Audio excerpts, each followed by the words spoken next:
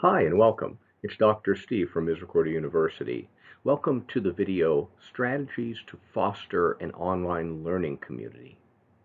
This video represents part of the instruction for our graduate class in Principles of Instructional Design. As instruction face-to-face is fundamentally different than any form of online instruction, in this video, let's take a look at some strategies to foster an online learning community, and then for those who are involved in our course, let's spend a few moments getting an overview of our remote class activities for this week. It is important to foster a learning community in online learning. Effective learning involves learners being part of a community. Most of us are more familiar with how community builds over time in the traditional classroom. In online learning, however, teachers and facilitators find that building a learning community is different. It is quite possible to form that community online, but it takes intentionality on the part of the teacher to help foster it. Some educators find that connections can even be deeper in an online environment compared to face-to-face. But community is definitely different online. The manner in which online community develops has implications for our roles and responsibilities as teachers. Many human elements and dynamics change when learners engage in an online class versus when they're participating in traditional face-to-face experience. However, Marzano suggests that faculty taking an interest in the lives of their students is always key to building a bond with students. It may be difficult to read cues that teachers historically learned to do in a traditional environment. Teachers may struggle to get a read on student body language and cues that communicate so much about a student's holistic well-being. While these may be obvious in face-to-face settings, effective interactions with learners has to be intentional online. A fundamental building block of establishing and fostering online community is to establish social presence. Social presence is the sense and the realization that online students are interacting with real people and not computerized avatars. This is critical for developing a sense of community. Researchers suggest several factors influence social presence. Immediacy, that sense of psychological distance between communicators. In other words, learners and the teacher are all interacting with real people, each with desires, hopes, dreams, fears, and so on. Although we may be separated by time and space, the social presence is real. Interaction. Learners and the teacher interact with each other, and our actions affect each other.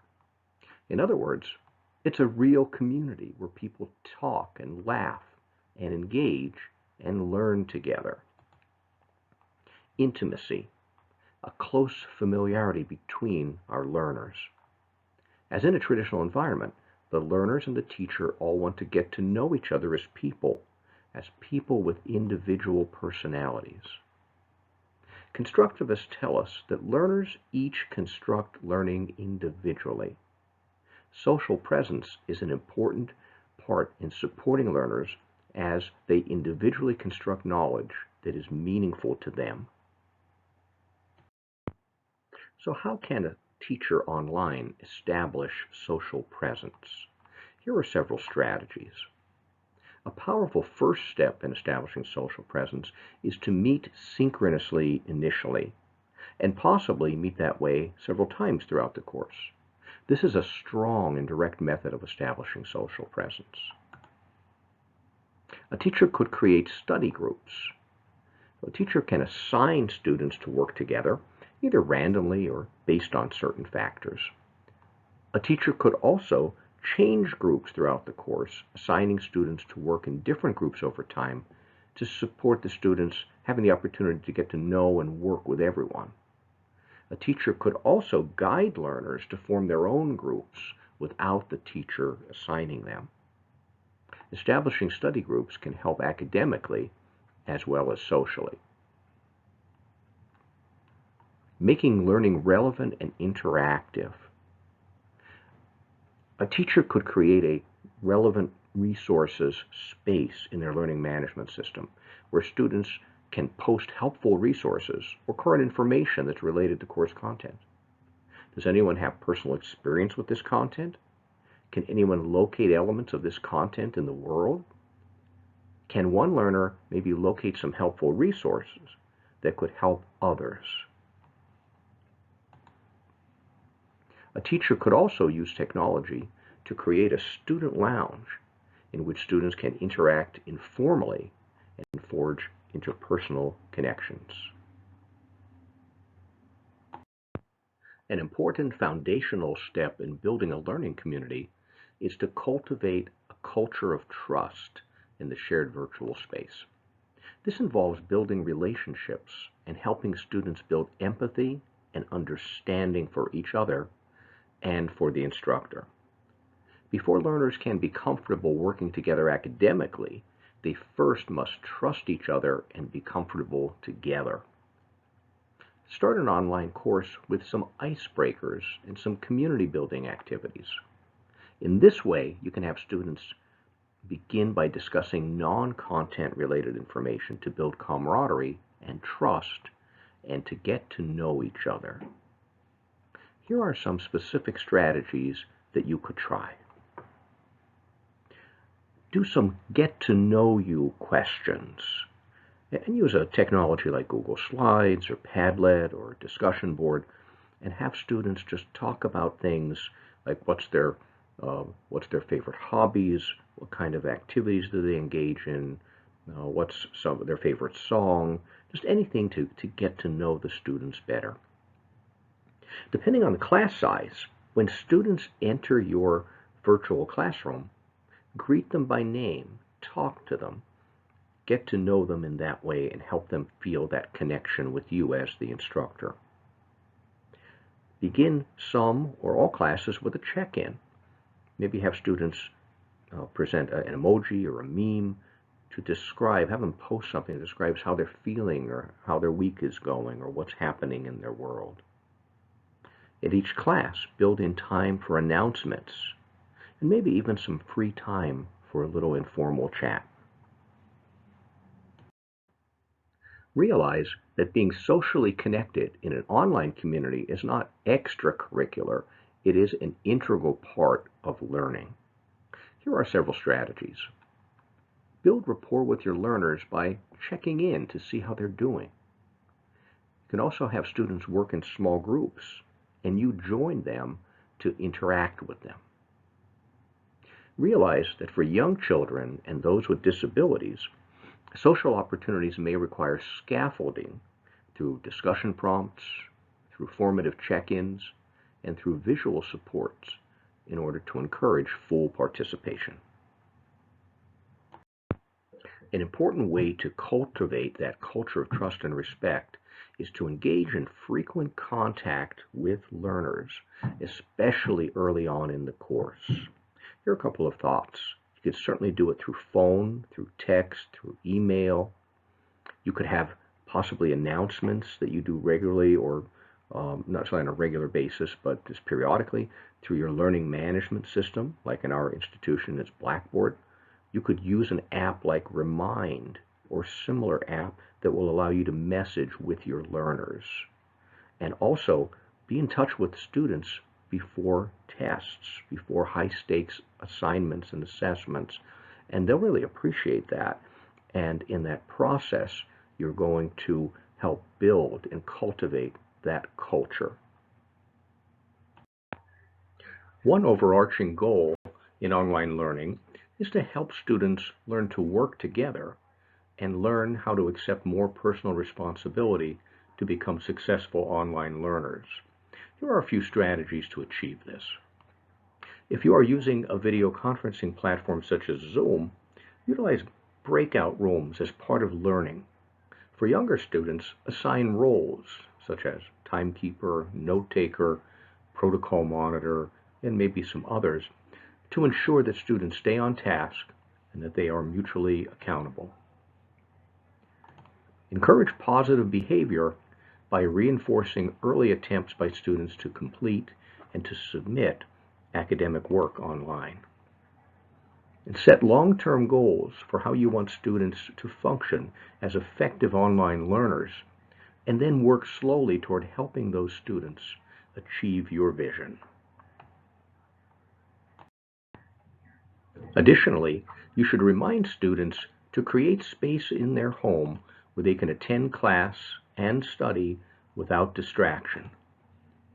Think about recording synchronous sessions to allow students who cannot meet live to benefit from the class meetings. Recordings can also help learners who attended but want to review the content. A teacher should establish clear expectations and a routine for the class each week to support student organization and to eliminate any confusion. Depending on the age of the learners, you could support collaboration by showing learners how to use an electronic calendar to schedule time to work together. If children are learning from home, it's essential that educators also make parents feel welcomed and valued. Take steps to demonstrate to your students that their parents are vital and valued members of this learning community. Encourage parents to participate to the extent that they are able. Allow children the flexibility they need to learn in the home environment, since this isn't a traditional classroom. This means talking to students about this and acknowledging that their parents are not distractions or interruptions, but rather they are part of the learning environment. And it's okay for children to ask them questions and to communicate about what they're learning. Give parents options for meaningful participation and coach them about how they can support their children. One issue that's very pertinent since we've entered after the COVID pandemic into what I'm going to call the Zoom culture, although not only Zoom but other apps are being used for video conferencing as well, is the question of should we ask, prompt, or require our students to keep their cameras on? Or is it better if they have the opportunity to turn them off? So here are a couple of thoughts, pro and con, for you to think about. Some of the advantages of having students' cameras turned on. It increases student engagement. They get more involved in the class. It strengthens their social relationships. It improves intrapersonal connections between the teacher and the students. Because you're all sitting in a virtual room as learners, it simulates in-person instruction. And it also, because of that visual, it allows the teacher to view and evaluate students' nonverbal cues and their responsiveness, both to the learning that's going on, the teaching and learning experience, as well as help you to gauge at least a little bit. And it's better, it's easier in person, but you can still gauge a little bit as to how are the learners feeling, and are they, just in general, besides, are you going too fast? Are you moving too slowly? Are they confused about something? Let's take a moment and consider some of the advantages to having the students turn their cameras off, or at least giving them the opportunity or the option to turn them off.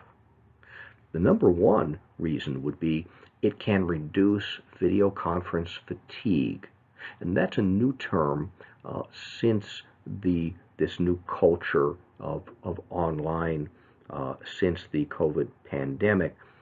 We find that students are feeling like on for such a long period of time, like they're on camera, they're like on TV, they're in the spotlight, and that tends to produce a type of fatigue for them. Also, we have to look at the fact that some students are not in the same economic situation. So we find that some students will not have, for example, the same connectivity as some other students will when you're learning at home. Some people will have higher bandwidth and some will have lower bandwidth. We find that because of economic conditions, some students won't want to show you their background. One study went as far as suggesting that more students are concerned about appearance, and that is both of how they look personally, as well as the appearance in their home, wherever they're originating from, their background, instead of students trying to not be engaged and maybe turn off the camera and step away for a while. One study suggested no, it's really more of the appearance piece. So think about that when you're looking at setting policies in terms of cameras on or off. There are advantages and disadvantages to both settings. Now let's gain an overview of our remote class activities for this week.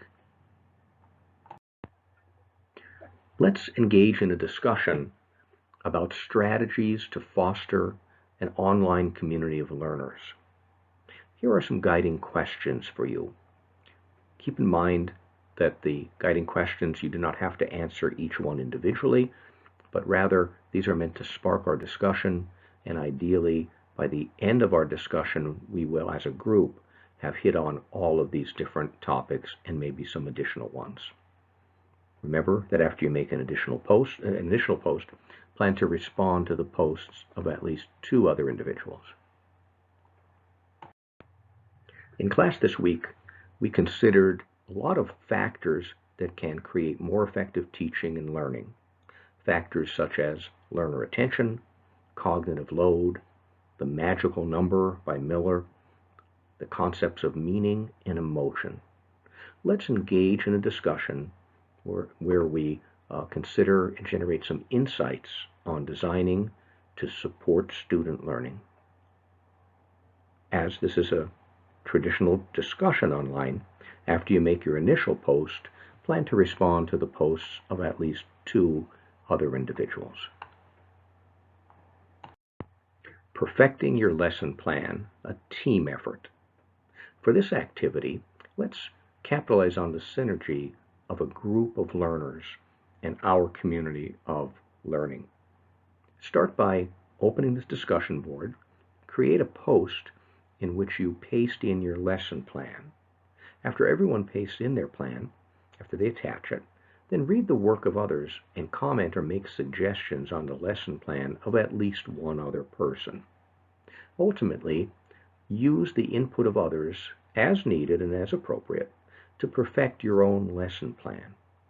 In light of the suggestions, revise your lesson plan as is appropriate, keeping in mind that some folks will have a particular idea or opinion, and it may not be the best choice for your lesson plan. And thus we'll engage in discussion and reflection, and we'll challenge each other with these thoughts. And finally, make another post in which you attach your revised version of your lesson plan. For our final activity this week, let's engage in a wiki, which will actually take place on our discussion board, called the First Principles of Instruction. That's based on the article by Merrill. In his article, Merrill talks about and describes 5 principles of effective instruction and instructional design. Select one of those 5 principles, and in this activity, briefly describe that principle and its implication for positive design of instruction. Again, we'll use the Blackboard discussion board, but we'll use it like a wiki where we're going to build this information. So as we're using it in this fashion, there's no need to formally respond to others. That will draw this week's instruction to a close. For our next week's class, we're going to do some close examination of Gagne's 9 significant events model of instructional design. And then we're going to examine in detail the first 2 steps in what we call the front-end analysis of instructional design. And those steps are needs assessment and learner analysis. Thanks for watching, and have a great week.